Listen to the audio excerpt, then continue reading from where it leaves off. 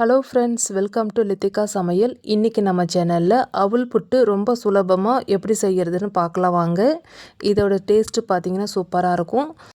Evening school விட்டு வர குழந்தைங்களுக்கு இதுமாரி ஹெல்த்தியான ரெசிபியை செஞ்சு கொடுங்க. வாங்க இந்த அவல் புட்டு எப்படி செய்கிறதுன்னு பார்க்கலாம். இதுக்கு 1 கப் அளவு அவல் எடுத்துருக்காங்க. வெள்ளை அவல் இல்லை சிகப்பு அவல் ரெண்டுத்தில் எதில் வேணாலும் செய்யலாம்.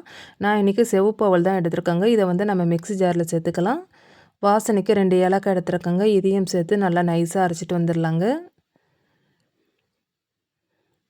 பாருங்கள், இந்த அளவுக்கு நல்லா நைஸாக அரைச்சிட்டு வந்திருக்கணும். ரொம்ப கொரன்னு அரைக்கக்கூடாது. நல்லா ரவை பதத்துக்கு நல்லா அரைச்சிட்டு வந்திருக்கணுங்க. இப்போ அரைச்ச மாவை ஒரு பவுலுக்கு மாற்றிக்கலாம்.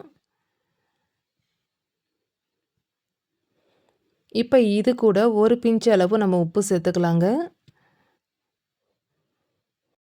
அடுத்து 1/2 கிளாஸ் அளவு தண்ணியை லேசாக சூடு பண்ணிக்கலாங்க. ரொம்ப கொதிக்க வைக்க தேவையில்ல. கை பொறுக்கிற அளவு சூடு இருந்தால் போதும். இப்போ அந்த வெதவெதப்பான வெந்நீரை இந்த மாவில் கொஞ்சம் கொஞ்சமாக ஊற்றி நல்லா கட்டிப்படாமல் நல்லா பிசைஞ்சு விட்டுக்கலாங்க. நம்ம தண்ணி ஊற்ற ஊற்ற அவல் அப்சர்வ் பண்ணிக்கிட்டே இருக்கும். நல்லா மாவு இழுத்துக்கிட்டே இருக்கும். அதனால் கொஞ்சம் கொஞ்சமாக தண்ணி தெளித்து நல்லா மாவு பிசைஞ்சிக்கணுங்க. கட்டிப்படாமல் இந்த அளவுக்கு நல்லா பிசைஞ்சு எடுத்துக்கணும்.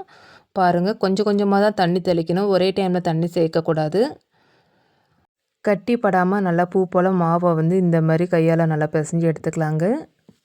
இப்போ தண்ணியை ஊற்றியும் நல்லா மாவை பிசைஞ்சு வச்சுங்க. பார்த்தாலே தெரியும் நமக்கு அந்த ஈரப்பதம் எப்படி இருக்குன்னு. இந்த அளவுக்கு நல்லா மாவை பிசைஞ்சிக்கணுங்க. இதை ஒரு 5 நிமிஷம் நல்லா அப்படியே ஊற விட்டுடலாம். ஒரு 5 நிமிஷம் கழித்து ஓப்பன் பண்ணி பார்க்கலாம். பாருங்கள், மாவு நல்லா அந்த தண்ணியில் அப்சர்வ் பண்ணி நல்லா ஊறிடுச்சு பாருங்கள். இப்போ இதை நல்லா வேக வச்சு எடுத்துக்கலாங்க. இதை வேக வைக்கிறதுக்கு இட்லி பாத்திரம் எடுத்துக்கலாங்க. தேவையான அளவு தண்ணி சேர்த்துக்கலாங்க. இட்லி குண்டானோட அடித்தட்டு வச்சுக்கலாங்க. இட்லி துணி இல்லைன்னா வாழை இலை ரெண்டுத்தில் எதில் வேணாலும் வேக வச்சு எடுத்துக்கலாம். இப்போ மாவை இதனோட சேர்த்துப்போங்க. இது வேகிறதுக்கு பார்த்திங்கன்னா ஒரு 10 நிமிஷம் ஆகுங்க. அவலில் நிறைய வகையான அவல் இருக்குங்க. எல்லா வகையான அவல்லையும் நம்ம இந்த புட்டு ரெசிபியை செய்யலாம். இதே மெத்தடில் செஞ்சு பாருங்கள். மூடி போட்டு ஒரு 10 நிமிஷம் கழித்து ஓப்பன் பண்ணி பார்க்கலாம். 10 நிமிஷம் ஆயிடுச்சுங்க. இப்போ நான் ஓப்பன் பண்ணி பார்க்குறேன். பார்த்தாலே தெரியும் நல்லா வெந்துருச்சு பாருங்கள். இந்த அளவுக்கு நல்லா வெந்திருக்கணும். தொட்டு பார்த்தாலே நமக்கு அந்த வெந்த விதம் நல்லா தெரியும். வேகிறதுக்கு முன்னாடி எப்படி இருந்துச்சு, வெந்த பிறகு எப்படி இருக்குன்னு தெரிஞ்சிடும். இப்போ அடுப்பை விட்டு இறக்கிடலாங்க. இப்போ வேக வச்சு போட்டு ஒரு பாத்திரத்துக்கு மாற்றிக்கலாங்க. நல்லா மிக்ஸ் பண்ணி விட்டுக்குங்க.